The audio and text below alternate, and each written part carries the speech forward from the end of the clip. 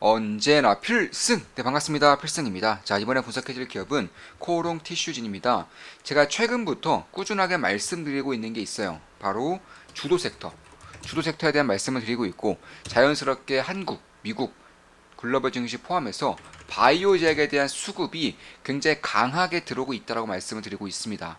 이에 따라서 국내 주식 같은 경우도 최근에 두 종목을 말씀드렸죠. 두 개 기업을 말씀드렸습니다. 바로 알테오젠. 알테오젠은 여기서 이제 한 수석 전이니까 한 이쯤에서 말씀드렸었죠. 이쯤에서 말씀드려서 이제 말씀드리자마자 주가는 급등을 하고 있습니다. 여기서 말씀드렸고요. 그리고 그 다음으로 말씀드린 게 메디톡스. 메디톡스는 목요일에 말씀드렸죠. 목요일에 말씀드렸기 때문에 여기서 말씀드려서 제가 그 다음날 4% 이상의 상승을 보이고 있습니다. 메디톡스, 알테오젠 모두 투자를 진행하고 있고요. 현재 비중도 상당히 큰 상황입니다. 그만큼 헬스케어에 대한 수급이 들어오고 있다는 것이고, 금리 인하 사이클에 맞춰서 언제나 그랬듯 바이오제약에 대한 관심이 꽤나 커지고 있다는 것을 아마 눈치채고 계시는 분들도 꽤나 많을 거예요. 그럼 여기서 만약에 바이오제약에 대한 섹터, 바이오제약의 그런 수급이 더욱더 강해질 경우, 그러니까 이번 주도 섹터에 대한 흐름이 더 길어질 경우 어떤 기업들이 주목받을 수 있는지, 그리고 이 대장주 주도 섹터의 흐름이 길어지면 길어질수록 어떠한 특징이 있는지에 대해서 먼저 말씀을 드리고, 그리고 제가 왜 이제는 코오롱 티슈진에 대한 분석을 해드려야 되는지, 왜 이 기업에 대한 관심을 가져야 되는지에 대해서도 말씀을 드려보겠습니다. 일단 그에 앞서서 추석 전에, 이제 추석 때 우리 멤버분들이 선물을 좀 보내주셨어요. 지금 보시면 자, 메론도 보내주셨고요. 그리고 이제 고가 와인인데 이제 와인도 보내주셨습니다. 그리고 수제 한거 세트, 이것도 상당히 좀 비싸다고 하더라고요. 이제 지인들께 들은 건데 그냥 비싼 그런 한 거라고 합니다. 이렇게 추석 선물로 메론, 그리고 와인, 그리고 수제 한과 이렇게 받았는데 다 먹었습니다. 네, 제가 다 먹었고 정말로 감사드리는 말씀을 드리고 싶어요. 메론, 와인, 수제 한과 정말로 다 맛있었습니다. 네, 진심으로 감사드립니다. 그럼 다시 한 번 더 다시 돌아와서 코오롱 티슈즈에 대해서 이제 본격적으로 분석을 해드리겠습니다. 만약에 이번 사이클에서 지금 현재 주도 섹터는 바이오 제약이죠. 이 바이오 제약에 대한 흐름이 길어지면 길어질수록, 그러니까 이번 주도 섹터의 흐름이 점진적으로 더 갈 수 있다라는 시장의 컨펌이 떨어질 경우 어떠한 특징이 있는지에 대해서 먼저 설명을 드리고, 그리고 왜 코오롱 티슈진에 대해서 알아야 되는지, 이 기업에 대한 성장 모멘텀과 밸류에이션에 대해서도 말씀을 드려보겠습니다. 자, 일단 주도 섹터에 대한 흐름이 길어지면 길어질수록 결국 먼 미래에 밸류를 땡겨오는 특징이 있어요. 자, 먼 미래에 밸류를 땡겨온다는 것은 지금 당장의 실적이 나오지 않더라도 먼 미래에 어마무시한 실적이 나올 경우 주가가 미리 땡겨버려서 선행해서 주가가 급등해버리는, 폭등해버리는, 대대상승을 해버리는 경향이 생긴다는 것입니다. 대표적으로 2021년도에 2차전지가 2030년대 영업이익까지 땡겨오면서 주가가 폭등했었던 그런 경험이 있었죠. 뭐 AI도 마찬가지고 반도체도 마찬가지였습니다. 2023년에 혹은 올해 초까지의 반도체, AI 섹터도 2030년대에 영업이익까지 땡겨오면서 밸류에이션을 측정을 했었고, 그에 따라서 주가가 꽤나 폭등했었던 기업들이 꽤나 발생을 했었어요. 저는 마찬가지로 바이오 제약도 만약에 이번 주도 사이클이 제대로 발생을 할 경우, 그러니까 반짝 일주일, 2주일 했다가 끝나는 사이클이 아니라 한 달, 두 달, 세 달, 여섯 달 이렇게까지 갈 수 있는 사이클이라고 한다면 결국 먼 미래의 밸류를 땡겨올 것인데, 먼 미래 밸류를 땡겨왔을 때 가장 업사이드가 큰 기업이 뭔지에 대해서도 살펴볼 필요가 있다라는 것입니다. 그렇다고 해도 너무 멀면 안 되겠죠. 10년 뒤, 8년 뒤 이렇게까지 먼 미래는 안 되는 것이고, 일단은 지금 당장 봤을 때 한 4년 뒤, 3년 뒤 정도의 그런 밸류에이션을 땡겨왔을 때 업사이드가 가장 큰 기업들을 봐야 된다는 것이고, 그에 따라서 저는 코오롱 티슈진을 보고 있다는 거예요. 첫 번째로 임상 성공, 현재 임상 3상을 진행했죠. 투약 완료했습니다. 이제 추이를 지켜보고 있는 그런 상황인 것이고, 이게 성공 가능성이 상당히 높아요. 제가 봤을 때는 임상 3상에 대한 성공 가능성이 상당히 높습니다. 성공했을 때 업사이드가 어마어마합니다. 그 이유에 대해서 말씀드려보겠습니다. 일단 핵심적인 내용들만 딱딱딱 말씀을 한번 드려볼게요. 일단 코오롱 티슈진 같은 경우는 쉽게 말해서 골관절염 치료제를 개발하고 있는 그런 기업이다, 이렇게 보시면 되겠고, 그럼 골관절염이 무엇이냐? 우리 주변에 뭐 나이 드신 분들도 그렇고, 아니면은 좀 몸무게 나가시는 분들, 선천적으로 그러신 분들 되겠지만, 그냥 무릎 관절염 겪고 계신 분들 계시죠? 아마 상당히 많을 겁니다. 그냥 골관절염은 이제 충격을 흡수하는 연골이 손상이 되는 거예요. 손상이 된다거나 아니면은 퇴행적으로, 그러니까 나이가 들면서 자연스럽게 변경이 되면서, 변화가 되면서 이쪽에 대한 통증이 발생하는 것을 골관절염이다 이라고 합니다. 당연히 전 세계적으로도 대략 한 10% 정도 인구, 한 6억 명 정도가 앓고 있다고 알려지고 있고, 미국 시장에서만 이 진통제 시장만 4조 가량이 된다고 합니다. 만약에 디모드라고 해서 치료제로서의 역할까지 하게 된다면 6조 이상의 매출을 바라볼 수 있다라고 코오롱 티슈진에서 밝히고 있어요.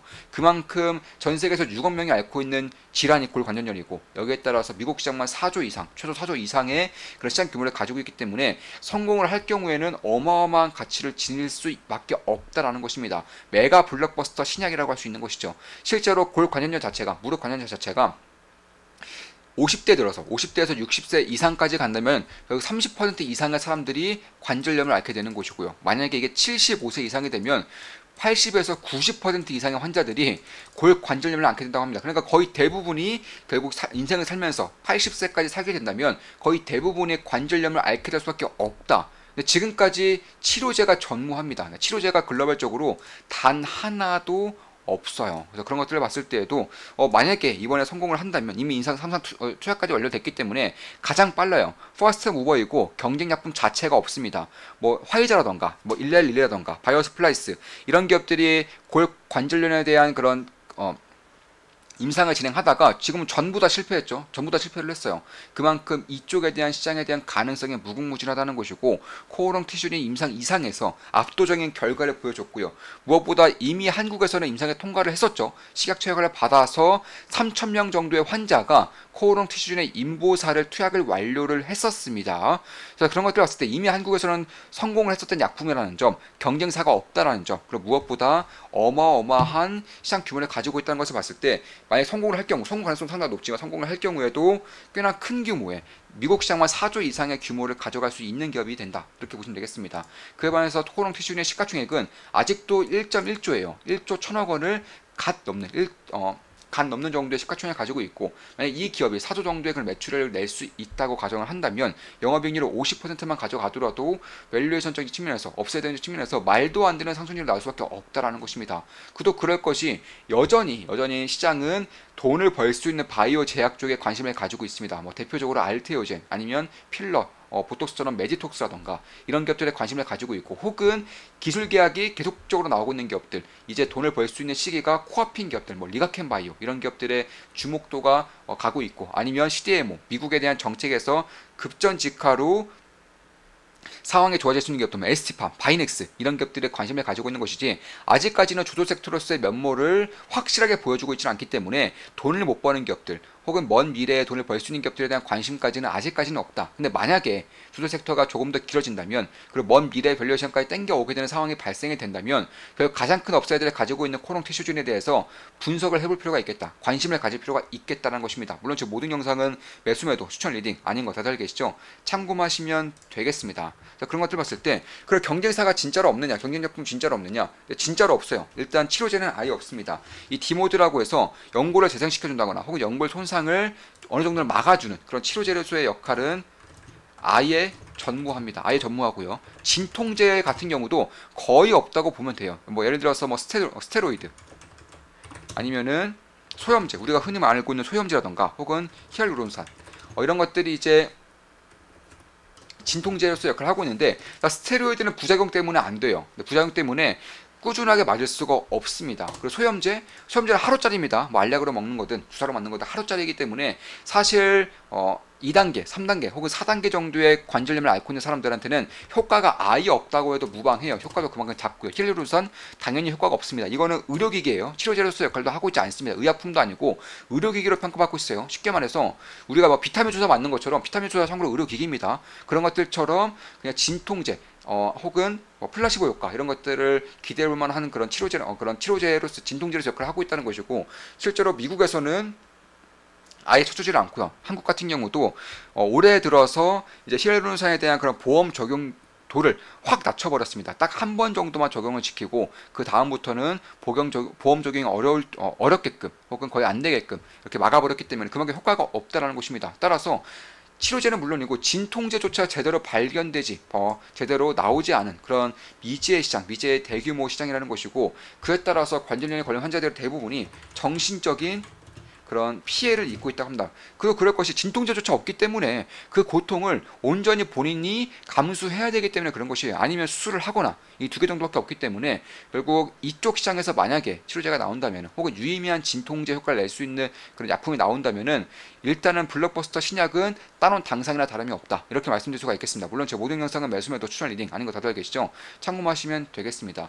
이미 한국에서 시판되었다는 점, 진통 효과 같은 경우도 2년 이상을 보이고 있다는 점, 시각처와의 그런 갈등으로 인해서 이게 원래 연골 유래 세포인 줄 알았는데 신장 유래 세포였다는 것이 밝혀지면서 시각처가 판매 중지 처분을 내렸죠. 미국에서도 임상을 진행할 때 FDA 측에서 임상을 일단은 중지시켜라라는 그런 명령이 있었습니다. 중지를 시켰다가 2년 동안 FDA 쪽에서 미국 쪽에서 하나부터 열까지 살펴본 결과 문제가 없다라고 판단이 서서 다시금 임상 3상을 허가를 해준 것이고요. 이에 따라서 임상 3상에 대한 투약 완료까지 진행이 됐죠. 무려 1000명 이상, 1066명의 환자들로부터 투약을 완료가 되었습니다. 대규모 임상이에요. 엄청나게 대규모 임상이라는 것이고 그만큼 미국 FDA라던가 혹은 미국의 수요가 상당히 크다라는 것입니다. 그래서 그런 것들을 봤을 때에도 이미 한국에서 시판이 되었다라는 점, 임상 이상에서 뛰어난 데이터들을 보였다는 점, 그리고 TGC, 코론 치준의 인보사에 대한 경쟁 약품이 아예 없다라는 점,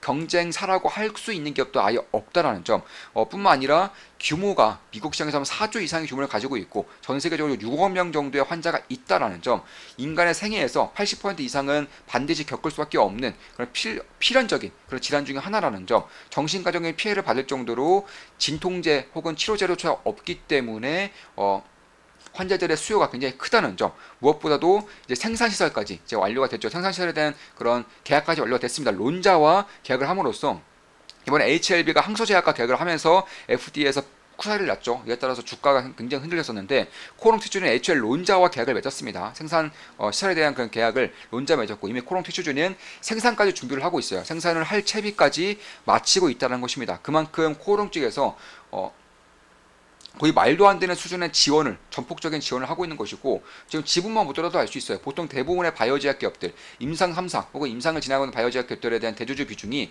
20%가 안 되는 경우가 허다합니다. 이거는 해외도 마찬가지예요. 미국 기업들도 마찬가지입니다. 임상을 진행하면서 많은 돈이 필요하고 그럼에도 불구하고 매출액이 전무하기 때문에 결국 본인들의 지분을 팔아가면서 회사의 지분을 팔아가면서 임상을 진행하는 것인데 코롱 티슈제는 코오롱이 대부분의 지원을 했어요. 이미 수천억 정도의 그런 임상 지원금을 지원한 상태이고 그에 따라서 지분을 팔지 않았습니다. 보시면 특수관계인과 대주주의 비중이 무려 67%예요. 대주주 지분이 67%입니다. 이게 바이오제약에서는 있을 수가 없는 지분이에요. 그만큼 코오롱 측에서는, 대주주 측에서는 임상 성공에 대한 확신을 하고 있다라는 것이 이 지분을 통해서 알 수 있다는 것입니다. 특히나 유상증자라던가 혹은 제3자에 대한 투자 이런 것들도 코오롱이 직접적으로 참여한 경우가 대부분이었고 혹은 전환사채 1차, 2차까지 참여한 기관들도 1차에 참여했던 기관들이 2차에도 그대로 참여했어요. 참고로 2차의 전환사채 가격은 약 14,600억 정도 됩니다. 그러니까 지금 정도 주가에서 전환사채가 들어왔다. 전환사채 투자가 들어왔다는 것이고 그만큼 소외가 길어지고 있고 그리고 주가의 하락폭이 꽤나 크게 발생하고 있기 때문에 지금 정도 봤을 때는 저는 꽤나 기회가 될 수 있다. 개인적으로 그렇게 보고 있습니다. 특히 투약 완료가 되기 전 그때 주가까지 지금 하락을 하고 있는 상태이기 때문에 보시면 투약 완료가 뜨면서 주가가 상한가에 갔었죠. 그 전에 주가와 지금 비슷한 정도의 주가가 형성되었기 때문에 주가적인 측면에서도 딱히 부담스럽지는 않다. 개인적으로는 그렇게 보고 있습니다. 그래서 그런 것들을 봤을 때에도 결국에는 전환사채 투자자들과 전환사채 2차 투자자들과 지금의 주가가 별 차이가 없다라는 점, 그리고 코오롱 쪽에서 코오롱 티슈의 그런 성공에 대한 확신을 하고 있기 때문에 지분을 전혀 팔지 않고 있고 오히려 지분을 모아간다거나 혹은 유상증자에 참여함으로써 투자금을 계속적으로 쏟아붓고 있다는 점, 이런 것들을 봤을 때에도 저는 꽤나 주목할 만한 부분들이 있겠다 이렇게 보고 있는 것입니다. 따라서 지금은 이제 투약을 완료했고 추이를 지켜보고 있고 대략 2년 정도가 걸립니다. 따라서 2026년쯤에 2026년 상반기 혹은 하반기쯤에 결과가 나올 거예요. 이 결과에 따라서 이 기업에 대한 향방이 달라질 것이고 만약에 성공을 하게 될 경우에는 1조 정도의 시가총액은 다시는 볼 수 없는 정도의 그런 시가총액이라고 저는 개인적으로는 보고 있습니다. 물론 성공 가능성을 봐야 되겠지만 2년 정도 시간 남았다는 점에서 기대감이 낄 수 있는 시간이 충분해요. 따라서 결과를 보지 않는다고 하더라도, 기대감만 먹고 빠진다고 하더라도, 만약에 주도 섹터가 바이오 제약이 조금 더 길어지고 이에 따라서 먼 미래의 실적까지 땡겨오는 상황이 발생이 된다면, 코롱 티슈진 같은 경우는 블록버스터급 신약을 가지고 있는 그런 제약사 중에 하나이기 때문에 그런 것들을 감안했을 때, 이것을 성공했을 때 밸류에이션까지 땡겨올 수 있다는 가능성이 있다는 점에서 꽤나 주목할 만한 부분이 있지 않을까, 이렇게 개인적으로 보고 있습니다. 자, 이것으로 방송 마치겠습니다. 지금까지 코롱 티슈진에 대한 분석이었고, 앞으로도 좋은 분석, 좋은 분석으로 찾아뵙겠습니다. 제 모든 영상은 매수매도 추천 리딩은 아닙니다.